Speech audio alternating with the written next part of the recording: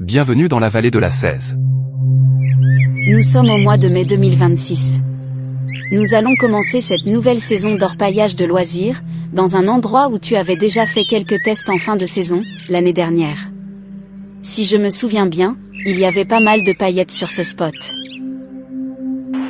Quand tu cherches de l'or, tu as tendance à orpailler dans des coins où tu as déjà trouvé de belles paillettes, car tu sais que tu ne seras pas déçu.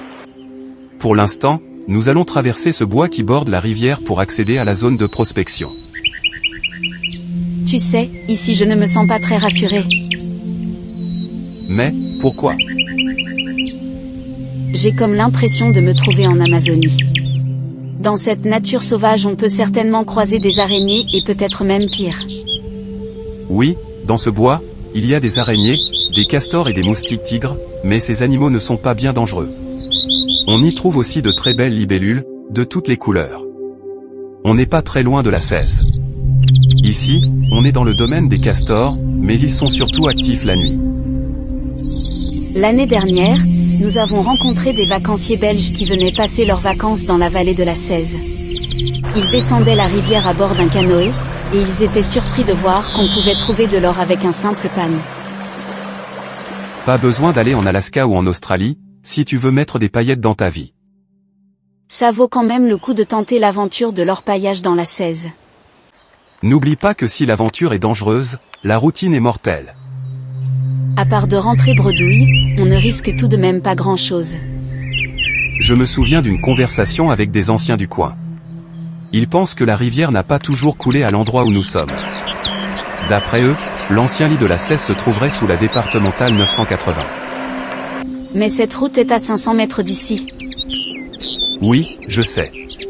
Mais quand tu creuses dans la plaine alluvionnaire tu trouves des galets, et s'il y a des galets, il y a certainement aussi de l'or. En fait, cet amas de galets qu'on voit dans les racines de cet arbre, fait peut-être partie de cet ancien lit de la rivière. C'est ce qu'on va voir. On va faire un premier test avec quelques litres de sable. Je vois que la zone de prospection n'est pas très vaste. Oui, je sais. Mais je pense que c'est un super spot. Ce plan incliné formé de galets et de racines d'arbres se trouve dans une courbe de la rivière. Pendant les crues, la Cèze dépose des sédiments et le plan incliné piège les paillettes. Il suffit de gratter un peu ce substrat pour récupérer l'or. C'est super de trouver des coins où la rivière a déjà fait tout le travail. On va faire un premier prélèvement de gravier qu'on va cribler dans le tamis. Et on va commencer à laver le sable dans le pan. Je suis impatiente de voir le résultat.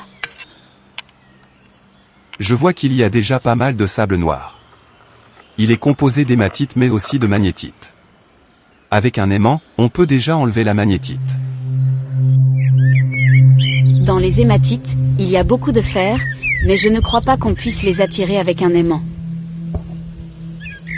C'est vrai. Il faut manier le pan pour extraire les paillettes d'or.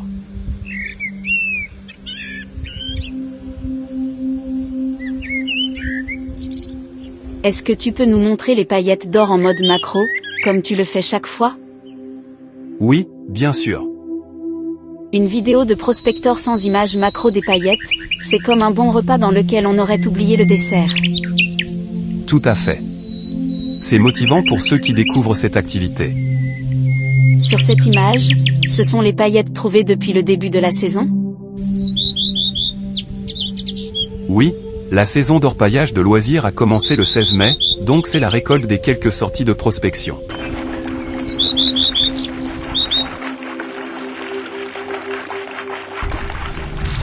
Si tu avais un conseil à donner à un orpailleur débutant, tu lui dirais quoi?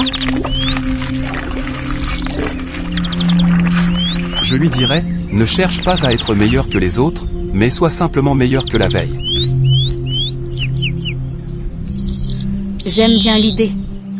Nous remercions toutes celles et ceux qui ont pris le temps de regarder cette vidéo d'orpaillage de loisirs dans la vallée de la Cèze. Et nous vous disons à bientôt.